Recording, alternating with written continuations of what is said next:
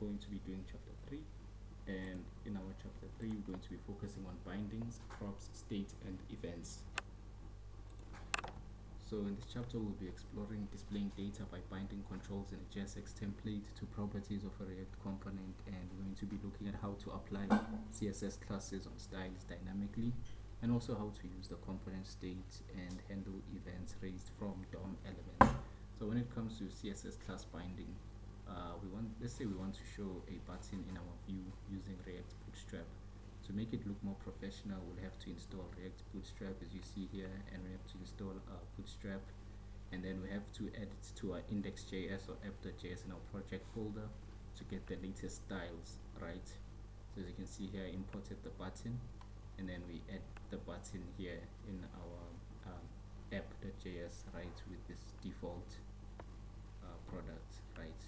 I commented it out here, but this is what we are supposed to have, right, which this is later developed, but we'll explain that. So after linking all of that, we'll get a button that looks like this, and we can change the variant, right? So here, this is the primary variant. We can change it to a danger, and the button will be red instead.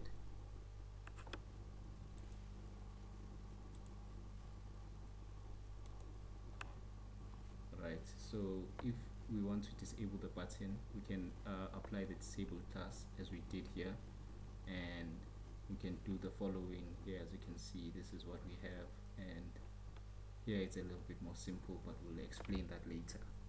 So let's say we want to disable the button based on some condition. What we can do is that we can create this condition, and then we can pass in a JSX expression as an attribute value. As you can see here, we have is valid set to true, and then we can make it we can negate it using the bang operator here to make it false, right? So when isValid is false, the disabled CSS class will be applied, making the button unclickable, and if it's true, the disabled CSS class will not be applied, making the button clickable. So we can pass data into a component by passing a single object called props. The props object contains a JSX attribute, right? So for example, if you want to display a list of products with its rating, we will need to assign the rating value to our rating component beforehand, and we can do something like this: rating, and then we give it a value. Rating is equals to 4 to display a rating of 4 stars. So props will contain the value of 4 assigned to the rating attribute, and to access props in our rating component, we have to use props.rating. So for example, we'll have something that looks like this, right? And this is going to be in our rating.js, right?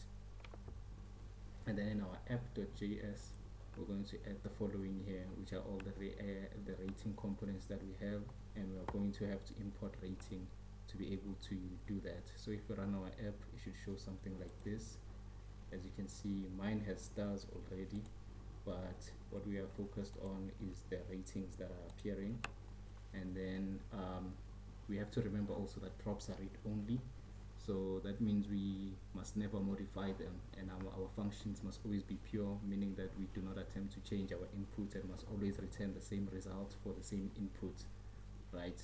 So we can also improve the look of what we have, right? So we can show stars like I showed you earlier. To be able to do that, instead of showing just numbers and showing stars instead, we'll have to use the React icons library from this link here, and this is how you install it: npm install react-icons-save, and we have to install two kinds of stars, the outline star and the filled star. So to include them in our React project, we have to add the below here into our rating component.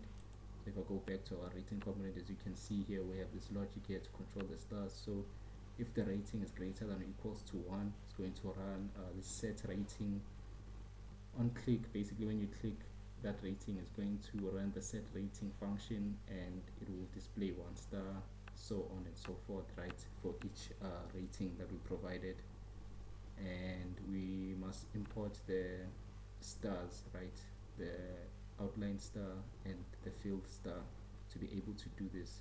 And we can use conditional rendering, right, by checking the conditions that we provided here. So if it's greater than or equals to 1, we'll do something. If it's not, we'll do the other thing, right? And that's how we're going to control our stars. So when we run our app, we should have the icons displayed like this, like I just showed right now.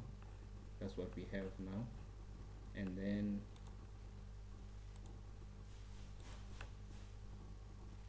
we can add local state to a component. So if we want our user to be able to change the rating by clicking on a specified star, we can do this, but we'll have to add state to our rating component. So this is similar to props, but it's private and fully controlled by the component. It manages the data that will change within a component, right? So this is what we are going to use React hooks use state to assign an initial state, right?